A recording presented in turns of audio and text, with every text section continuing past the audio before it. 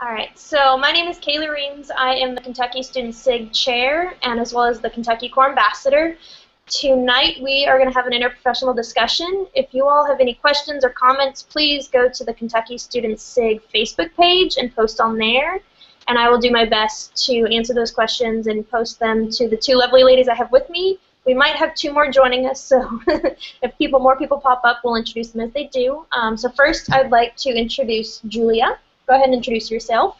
Thanks. What a pleasure to meet with physical therapy students, and I'm very excited to be part of this. So I'm a registered nurse, and I have a history of 32 years of bedside nursing. That's probably longer than you've been alive, but I still feel very fresh at it. I specialize in orthopedics, although I will reflect on, as a student, one of my favorite experiences was in a brain injury unit. Got me really excited with interdepartmental. That was probably my best exemplar. And now I'm on faculty at Bellarmine, so I'm trying to teach nursing students a lot about interdisciplinary, working together as a team and trying to really produce a great outcome for our patients. So that's a little bit about me.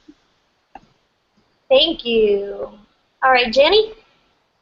Good evening, and thanks for having me. I'm Jenny Branson, and I'm the supervisor for music therapy services throughout Norton Healthcare. I've been with the company for 12 years, and the soul of our work is really interdisciplinary collaboration because we're always working to address the patient needs, but in order to do that, we need to know what each discipline is working to address so that we can best support those medical goals. Thank you. So I'm just going to start off with a question and see if anyone jumps in on the Facebook page. If not, we'll have a wonderful discussion and share this with everyone later. So first off, what do you think are important factors that are used by the interprofessional team to help the patient reach goals effectively?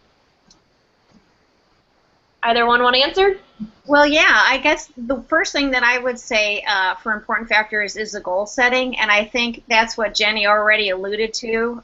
We have to be on the same page, and goal setting, and there are different ways that you can do goal setting, but we need to have the same wording and outcomes, and then talk about how each of our specialties are going to provide interventions and how intertwined we are, waiting for one person to help get an outcome. That way we can start doing what we need to do, and they're waiting to hear from us if we've achieved a goal or not. So communication and that goal setting is where I look at it.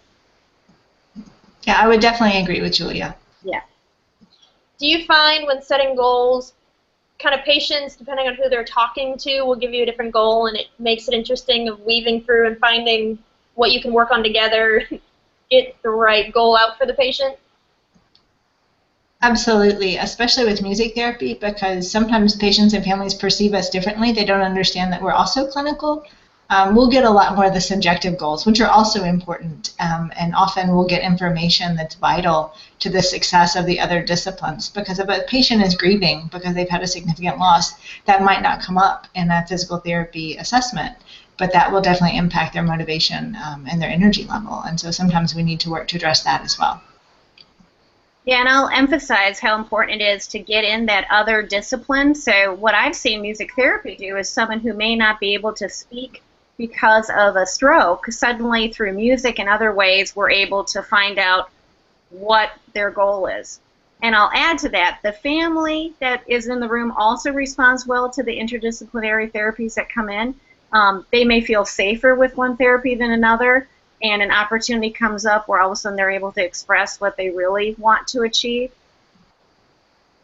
Yeah, I've noticed, so I'm a PT student on a rotation right now, and I've noticed at an inpatient center, depending on who goes in the room and who builds a different relationship with the patient, you get different goals out of them. And so I find myself communicating, oh, hey, the patient brought up to my attention today, they want to work on grasping things better. Oh, let's go get an occupational therapy. So I've kind of picked up on some of that where first they say this, and then once they start seeing kind of what's going on or this, that, the other thing, get comfortable with you, more things come out. So that's my tidbit from my limited experience so far. And, you know, the time of day is a big factor when you're trying to goal set, you know, and having the family there so that way you get that communication with everybody is great. Now, long-term care, they'll have more planning meetings, and they have a longer period of time where I think the interdisciplinary team can talk more.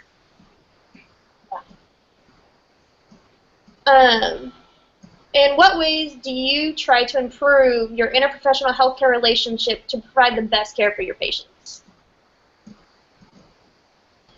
Food.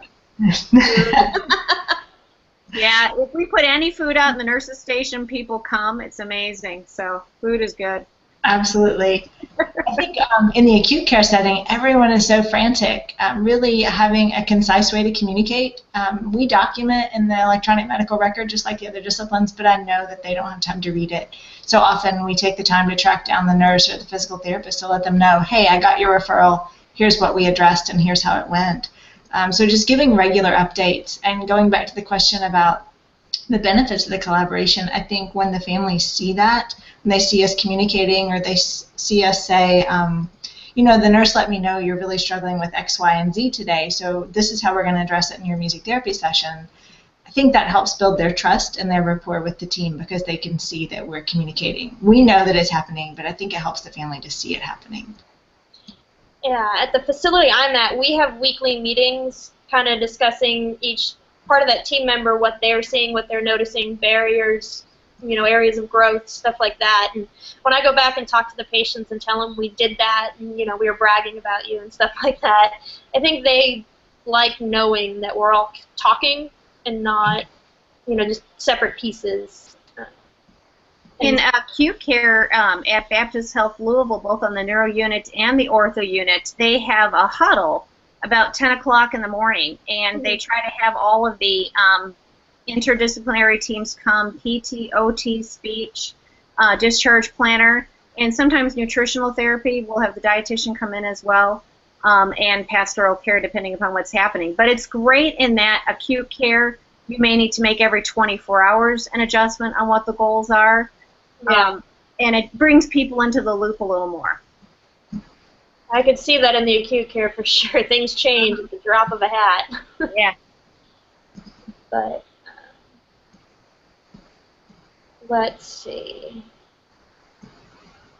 So here's a question kind of seeing where physical therapists, PTAs can improve. So what is one area of practice that physical therapists as a profession can become better to improve the interprofessional teamwork? Have you noticed anything where PTs or PTAs, you know, area for improvement or anything? I know it's a broad statement, but. Well, I think listening to the patient, maybe the patient is fatigued, maybe there's a reason why they can't do what it is that you want them to do. So listening to the patient, and I particularly like when any interdisciplinary facilitates something, that critical piece that they've heard, and then they make sure they pass that forward to all the disciplines. And I think Jenny was alluding to that before. You know, you really have to make sure if you're charting an electronic medical record, you know people aren't going to go and look at that before they see the patient. You do need to catch that professional and talk to them. So I really appreciate it when they do that. I could see more of that making a bigger difference for the patient. I think the struggle that we have is really related just to the medical model and the way that services are billed, because one thing we see in one of our facilities is that our rehab team are contractors. They're not non-healthcare employees. And so they're really pushed to get in as many therapy minutes or units as possible. And that means that they aren't pushed to collaborate. So we actually get very few requests for collaboration and co-treatment.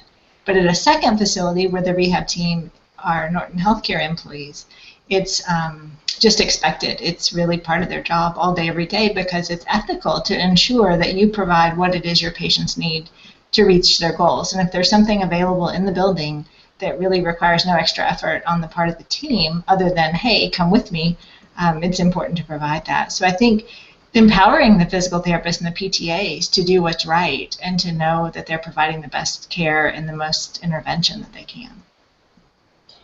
One thing I've noticed is so at the facility that I'm at, there's a board on each patient's room in their wall stating, you know, what level they're at for transfers or for bathing, or, you know, each profession kind of puts what's up there. And we noticed in notes that particularly nursing or OT gets different responses out of the patient. So while we may say sliding board transfer, nursing will do a max transfer, and we're like, hey, wait, we're working on sliding board. And even though it's up on the boards, time constraints or what have you, and we may describe it as max, but the patient's feeling worse at one point, so nursing, says total, what have you. And so I see that being an area where we may need to communicate a little bit more instead of just writing on a board. But time constraints come in for sure. Oh, and I agree with that, especially if, something's changed. Maybe the patient has more pain that day or more swelling, or they're more fatigued, or they're just plain tired. And then letting you know, when I had to do the evening session, this is how the patient did. Now in the morning, they're better again. But at least trying to achieve that goal. And do you find that you're able to have the patient, correct people and say, no, really, I want to do a sliding board? Do you think patients are empowered to do that? Well, we have one patient who really needed to schedule their pain management before PT. Oh, yeah. I communicated with her saying, hey, you can only get it so many hours. Talk to your nurse so that you can schedule it so you can get the best, goals out of therapy. And she was able to do that. To another patient, we were doing the sliding board, and I know he knows to ask for it, but I think he's just not wanting to do sliding board. So I think I've seen both, and then some just do whatever the nurse says because they don't want to bother them. Right. So I've kind of seen all the different examples, and it's interesting because I've tried to communicate with the patients, and I get different results every time. Yes.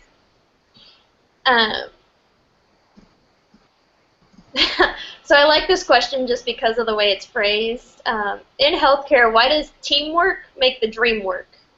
So why does working in a team help reach those goals faster, what have you, and give any personal experiences? I know we've alluded to this several times, but it's kind of fun to phrase it this way. I think that having all the different perspectives makes all the difference, because the way a music therapist would look at a situation is so different from the way a physical therapist or a nurse might look at the situation, and we might be looking for different clues that are vital. I know I rely so heavily on the nurses and the physical therapists to tell me what's relevant, what I might find interesting or important might not be for that session. So I think being able to look from all angles and to have the combined expertise really can further the rehab so much better. And I'll add on to that research, making changes in what you are doing in your profession and trying to look for evidence-based practice is great when you have the whole team. So we are working on multimodal pain management, trying to work with ice therapy prior, medication therapy, fatigue, even when they're eating in relation to their morning therapy session. And it took the whole team to try to figure out how we're going to do an evidence-based practice project to decide what's best for the care. And then even involving the physicians and surgeons in it, because you need orders for all of these different things. And you all have to be on the same page as far as education. The other thing that I'll say about the Dream Team is it's like constantly getting educated. And when we have to get validated on certain things in our particular areas, going to that other professional interdisciplinary and having them validate you, teach you, train you, keep you current on what is best practice for your population of patients is great. Then you're a lot smarter because you're keeping up on what all the different disciplines are doing, not just your own. So I really enjoy the interdisciplinary education and training that Dream Team can really bring. You brought up pain management, which is a very hot topic right now in the PT world. I don't know if you all heard the latest Choose PT campaign. So a few of the questions that the Student SIG Board brought up were, how can the healthcare team work to reduce the use of prescription opioids because of all these addictions and overdoses and everything? I don't know if you all are aware of how much we're pushing for Choose PT. Oh, and I agree. And I actually have a question for music therapy. So I think noise is a big irritant, especially in the acute care setting, lack of sleep and noise. And I think probably, with your specialty, you can help address how do we make it a better environment for the patient? I think you're absolutely right. And our hospital is currently under renovation, so we have all kinds of opportunities to work on that. We also still have mostly semi-private rooms, which is really tough when you're dealing with an elder population because no one can hear. So some of the things we have recommended are call lights that have a headphone jack so that people can listen to their own television. And we really advocate for turning televisions off whenever possible. If no one is actively attending to the television, which is really rare, we advocate turning it off. I think folks are so accustomed to having that noise in their home, and they don't realize how much additional stress that's placing on their brain, which is already working with the stress of the injury or the illness and dealing with pain. We spend a lot of time teaching just really basic relaxation techniques like quiet and breathing and being still. And sometimes we have the opportunity to work longitudinally with outpatients to teach relaxation techniques for the chronic pain patients. But I really think noise is a big deal. And one thing that physical therapists and PTAs can always do is make sure to turn the television off when they're working with their patients. That increases their compliance because they're more likely to hear you, they're more likely to pay attention to what you're doing, and it just reduces that load on their brain. So that's a really great point in any setting. And I think being aware of what's happening at the care stations where folks are documenting, and that's the nurse's office, really. That's where they socialize, and reminding them that if I'm in a room, I can hear everything you're saying, which means my patients can too. And sometimes, reminding them about that conversation I overheard can be pretty effective, but definitely noise is a component that we need to address. And I like to look at those things that are outside of pharmacological intervention in order to see what you can do. So anything that reduces the patient's stress and trying to work with the interdisciplinary specialists on getting ideas for that is excellent. I've already learned something new now. I'm going to totally look for call lights that have a little ear jack and get the patients those. But even finding out if a patient likes to have a certain kind of music on at night while they're sleeping makes a world of difference, because sleep deprivation is a big issue while you're in the hospital as well. Yeah. And then dietary actually is a great person to work with. I like to find out, what does this patient really like to eat, try to restore them nutritionally, and therapy, getting that patient up to the chair in order for them to eat that special lunch is the carrot at the end of the stick. So, motivating the patients with those things that are going to really help them motivate and reach their goal is great. Multimodal too, as far as using a lot of medications other than just opioids. So we're using the COX-2 inhibitors, and we're using adjunctive therapies, so Tylenol with the opioid to help it last longer.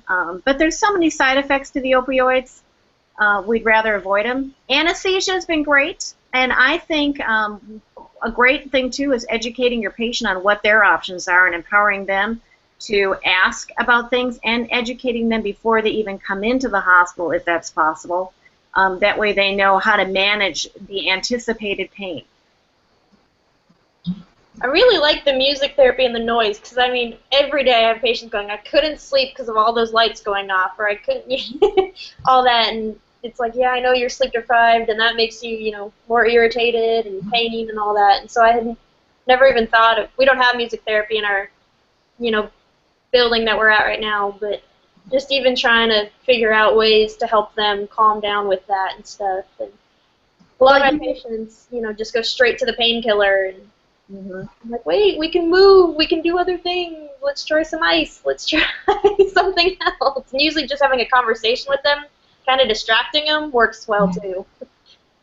Absolutely.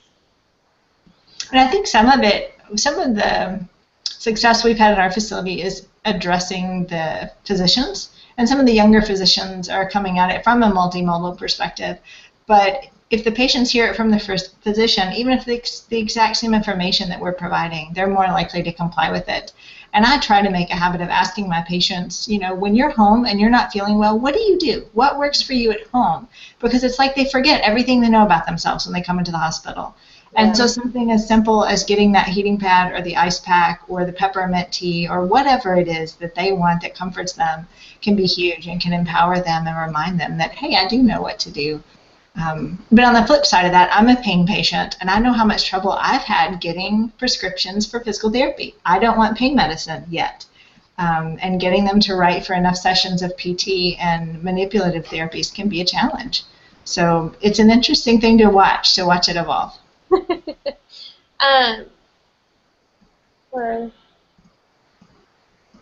So kind of part of a question that was in here is, how does a patient opioid use affect your interactions? So do you, like some patients, I try and have them schedule it so that they're in less pain when they work with me. However, some are so groggy that it's like, well.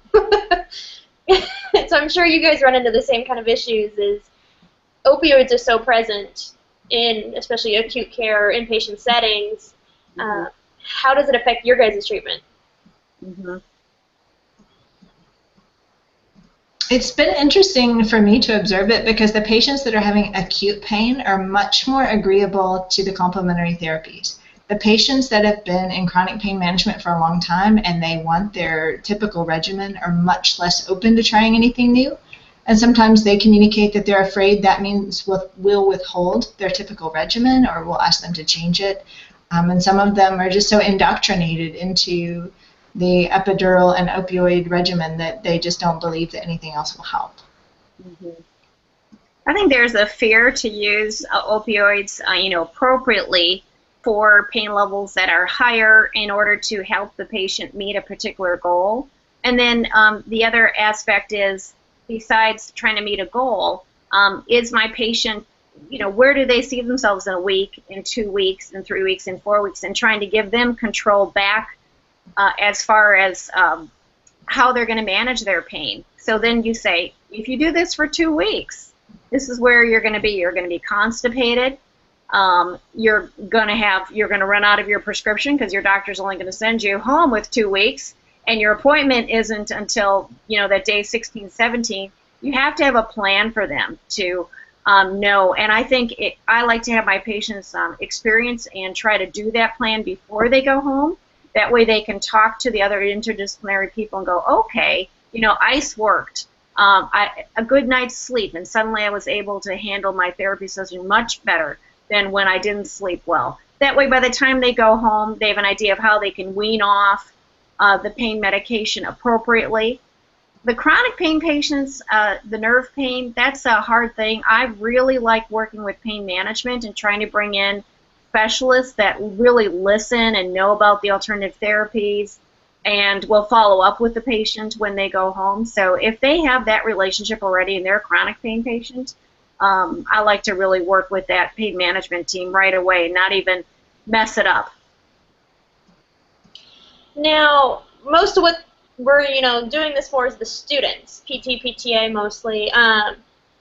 We're going to be nervous going into a patient saying, hey, let's try this. And, we know that they rely on those pain medications. What advice do you have for students for kind of helping their patients not get addicted to the opioid or become open to trying different ways? Because I know as a student I'm a little anxious trying some of it sometimes. Well, ICE is your friend. I just took my mom for an outpatient.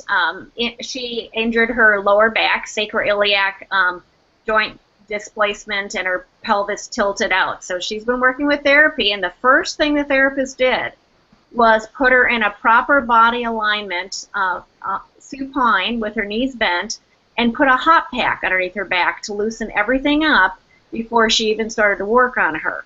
And so when my mom went home and she was having problems 4 days later, she said, well, I know what I need to do before I start my therapy. I have to loosen myself up just like the therapist did. So I think when you practice it and the patients see that it's effective, then they're much more likely to try it and wait for it to work. I agree. I think demonstrating as many techniques as you can during the therapy sessions and talking with folks about the how and why it works, the research behind it can go a long way. I know when our physical therapy team says, we're going to ask the music therapist to come in and work with you so that we can time your movements to your breathing so you're not as anxious, and then the music therapist will stay with you and do some relaxation techniques while we're waiting for your pain medicine to kick in, so that they can see this is all a process. There's not one over the other. But to see the physical therapy team using those techniques is so powerful for patients. Okay. Speaking of students and all that kind of stuff, we know it's important to work as a team and all that. Do you think that interprofessional education or stuff like that should be part of curriculum for students?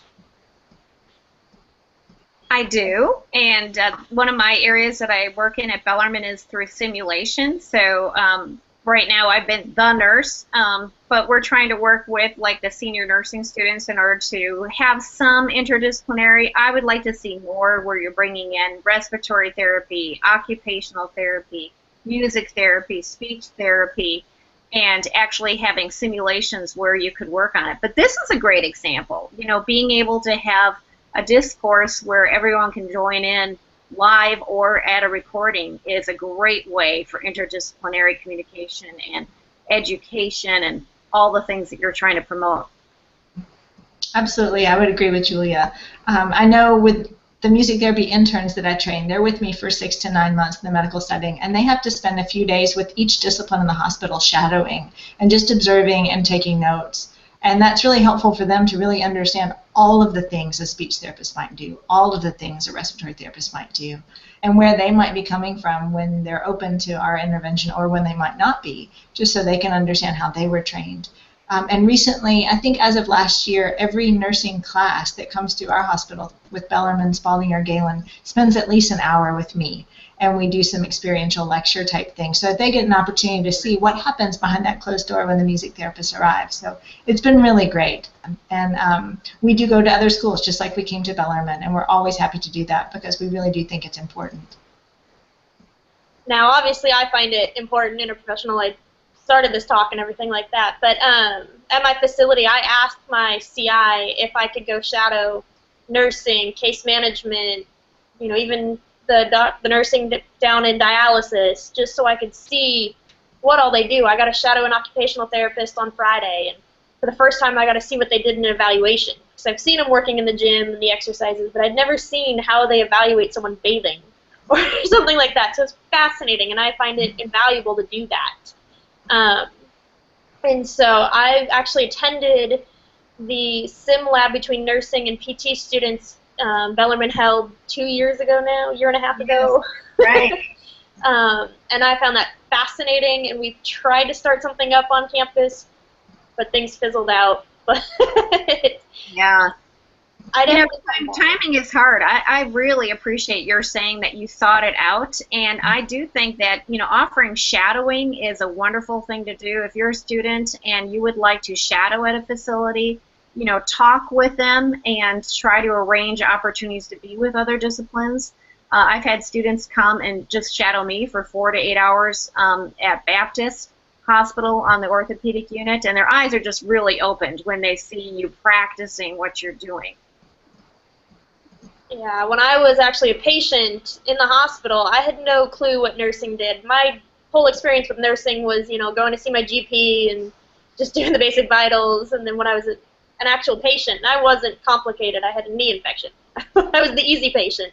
I was just so impressed, and I couldn't believe what all they were doing, and they were my rock stars. I was like, oh my gosh. And so I try and learn everything I can because best for the patient, really. So we know that acute care and inpatient, they tend to do a lot more co-treatments or interprofessional teams. How do you see this all working in an outpatient facility? Wow, I have not worked in an outpatient facility, so I really would not know how that would work. That would be interesting. We've had the opportunity to do a lot of inpatient and outpatient, and often our patients stay at the facility where their music therapist is for their outpatient care. But typically the way that works is maybe I have a patient at my hospital who had a stroke, and I start seeing them for that acute stroke care. And then they go home, but they go to our Brownsboro Road facility for outpatient neuro rehab. So I might call the music therapist over there. They have access to that electronic medical record. but the PT and OT and speech therapy teams there will recognize when they're appropriate for neurologic music therapy intervention. So it's nice that they have those notes that come with them, and that continuity of care can take place. If that patient becomes an inpatient again, we usually know it, and we can continue to see them and kind of continue their therapy from a music therapy perspective. But it works really well, and the model that we have is similar to the model that we have at inpatient, where anyone can request the co-treatment or the collaboration. There's a high level of communication, and we make it clear to the patient and the family, this is why we're doing this. We're doing this to help support this other goal. You know, we're singing because it will support your diaphragm. We're writing because it supports your fine motor and your cognitive skills. Yeah, so my experience, pretty much my entire PT career, granted, very short, has been an outpatient. Before I started PT school, I was working as an aide in a PT outpatient clinic. I shadowed in several military PT clinics. And so the facility I worked in had OT and PT, and they didn't seem to really work together at all. OT had their own patients and PT had their own patients, and it was very interesting that there was really no collaboration there at all. And then I went to go shadow at military, and because they're all, the same base and all that, they were able to work wonderful together. And I was just in awe, and that's really where my spark for interprofessional care grew and started, was because I was able to see them go, oh, no, you need to see this person. Hold on, let me get on the phone. And they were able to talk to them right away and really work well for the patient and not have that delay that we tend to have nowadays when it's outpatient related. Because, oh, we have to go through this person and wait for them to call me back, and then this, that, the other thing. So I'm really hoping that the more discussions that are held in this push to get away from opioids and get into interprofessional care and stuff like that to help with pain management will help develop more connections and just better treatment for the patients, including in the outpatient world. But the medical records are the big issue. Many of them don't talk, and so you can't really, go between different companies. So that's what I've noticed. Absolutely. I know that when we're discharging from acute care to home and then to the outpatient setting, it's a phone call and a lot of faxes and a lot of printing and a lot of paperwork. And hopefully we'll start to see that change as the medical records more accessible for the patient for their own information to take their file forward. Yeah. I know I have copies of my different, experiences in healthcare and papers upon papers, and I'm like, wait, which one was which day, what? It's a mess. And especially with me moving all across the country now, it gets lost everywhere.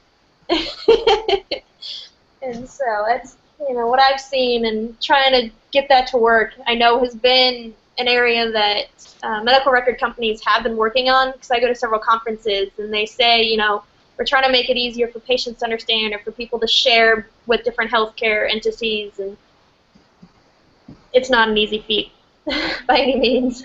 Yeah. Let's see. Well, I'm kind of skimming more of these questions because I'm bouncing around. Do you all want to give an example of, like, your key patient or something that pops in your mind of where just interprofessional care just shined and was a perfect example of why it works well?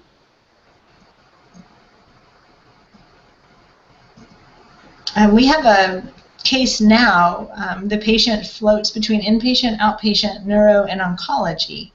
And fortunately, we have music therapists in all of the locations where this patient would go, and we can all communicate one to the other and continue working on the patient's neuro goals while we're supporting him through the oncology goals. This patient has a neurodegenerative disorder, and so is primarily seen in the outpatient setting in co-treatment with physical therapy for cued exercise.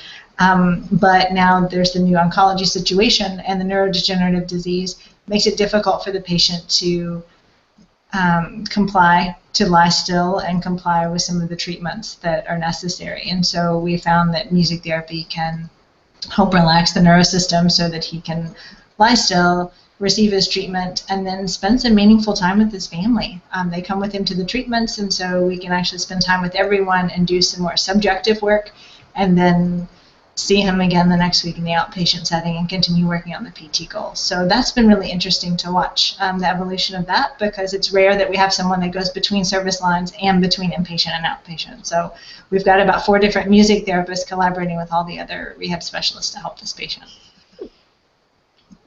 Wow, that's great. Well, I guess my example would be a little more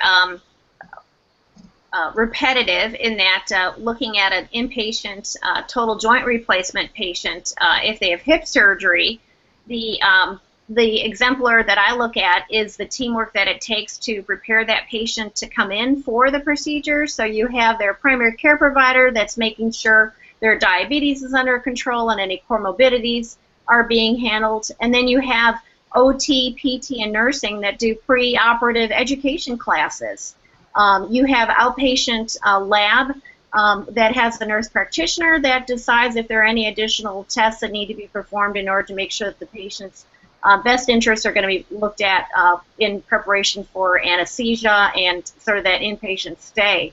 And then the perioperative team using multimodal pain relief. Anesthesia has been doing a great job with blocks and really trying to tweak that for the patient's particular need, even for the hips.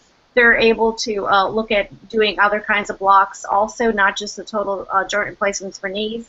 And then perioperative recovery, trying to help that patient wake up and have hopefully same-day discharge, which is great that you can look at somebody going from a 5-day hospital stay to 24, 48 hours and being able to go home, which means you have to have everything set up for physical therapy and occupational therapy and nursing to come into the home and continue all the care and goal setting and pain management and teaching in the home setting. So I really like seeing that communication and everyone knows how everyone's working. It's like I don't know, maybe a great orchestra, and everybody knows how you go in and out for each part of it. And then the patient just thinks, well, that looks so easy. You made that look so smooth.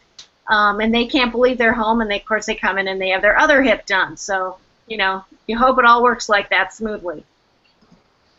Now, I'm sure some of that, making it smooth and whatnot is fostering good communication between team members, because we know personalities can get in the way and this, that, the other thing. And so we talked on how becoming a good team member and listening, or making an effort to communicate, whether it's through food or what have you. Yes. And we had a problem with our pathway, I'll tell you this. We tried spinal anesthetic for 24-hour surgeries. I don't recommend that. It did not dissipate fast enough, and so here's therapy trying to get somebody up, and their bladder's not working, and we're changing clothes, OT's in there, and within 2 weeks we're like, okay, that's not going to work. We've got to try something else. But having the ingenuity and inquisitiveness to try new things and give each other good communication on is it working or not is really great. I think that creativeness is one of the great things that comes out of interdisciplinary. Everyone's got a little different viewpoint on it, and we're going to look out for the patient's best interest ultimately. Now, one thing that I was talking to my CI about, I think last week, was we don't co-treat in the facility that I'm at, and so I'm very curious as to how you decide how to do a co-treatment. Obviously with musical therapy it happens quite a bit because you use the rhythm and stuff to get the patient moving or what have you, but I don't understand how you would decide who's better for co-treatment or this, that, the other thing, and I don't know if you all have tips, tricks, anything like that.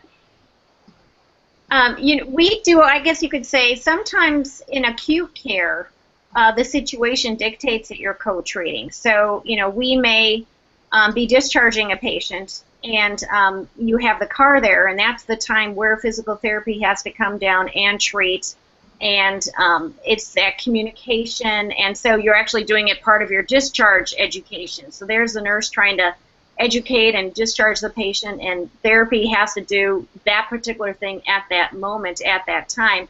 And perhaps that's how it originated. I don't know, Jenny, how did you get to the point where you were able to really plan this co-treating? It sounds fabulous.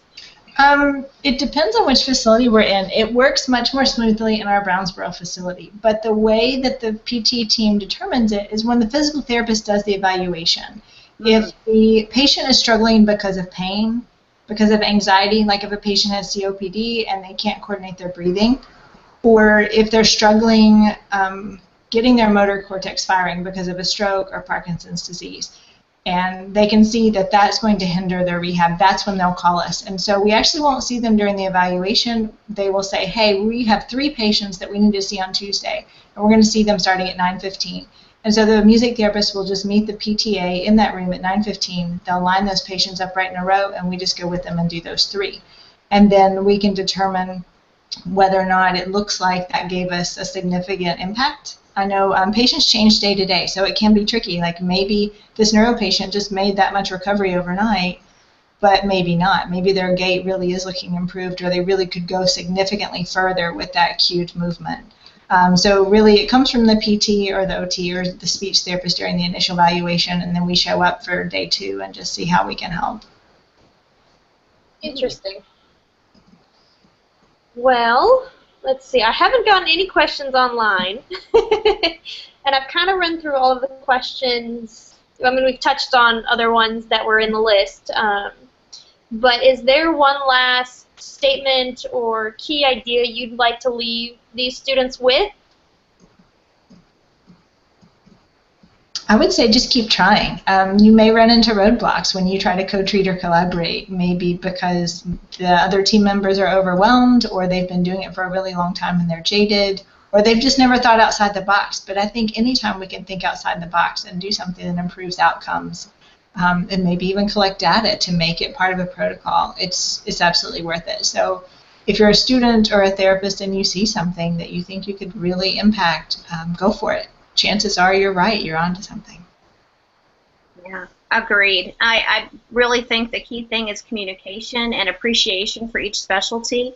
And I love to ask people, you know, why are you doing what you're doing? How is that going to affect my patient? Can I do some of the things that you just did with the patient when you leave? What can I reinforce?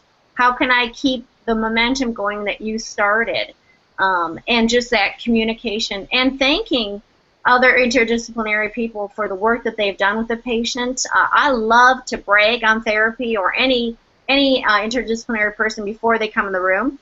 In therapy, sometimes they'll stand out in the hallway and they're like, you're making it sound like it's actually going to be fun going to therapy. But, you know, I do need to cheerlead for the patient, really encourage them.